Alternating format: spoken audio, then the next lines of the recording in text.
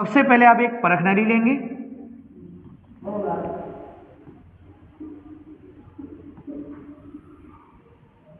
क्या लिया हमने? एक परख नली लिया, ठीक है।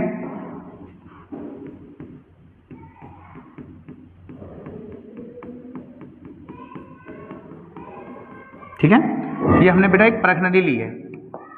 इस परख नली में जिस पदार्थ की आपकी जिस पदार्थ को पहचानना है कि ये पदार्थ कार्बोहाइड्रेट है या नहीं है, क्या करना है हमको?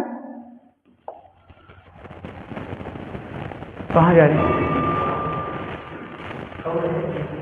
जाना मत कहीं, ठीक है। यानी कि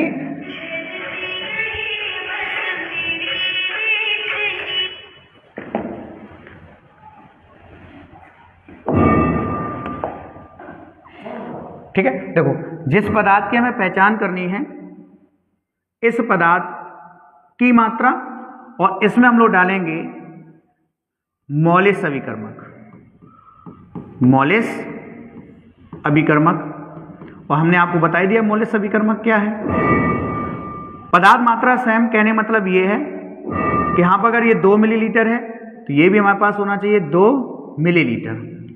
और इसकी दीवार से साइड में हम बेटा इसमें डालेंगे बूंद बूंद करके H2SO4, ठीक है।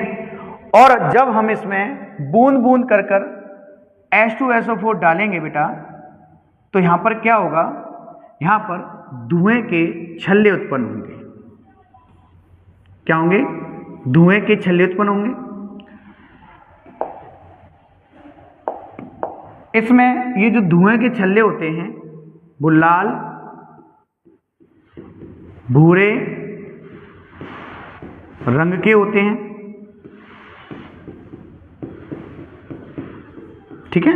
और जब ये आसमान में या वातावरण में पहुंचते हैं तो ये हो जाते हैं बैंगनी रंग के। और अगर ऐसा होता है तो ये जो पदार्थ होगा तो हम कह सकते हैं ये बेटा कार्बोहाइड्रेट है। क्या है ये? कार्बोहाइड्रेट है। उम्मीद करता हूं अच्छे समझ में आ चुका होगा।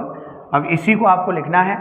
एक परख नली में किसी पदार्थ का 2 मिलीलीटर मात्रा तथा उसमें 2 मिलीलीटर, अब इसी चीज को आप लोग लिख सकते हो कि एक परख नली में जिस पदार्थ का परीक्षण करना होगा उसकी 2 मिलीलीटर मात्रा तथा उसमें 2 मिलीलीटर मौलिस अभिकर्मक लेते हैं।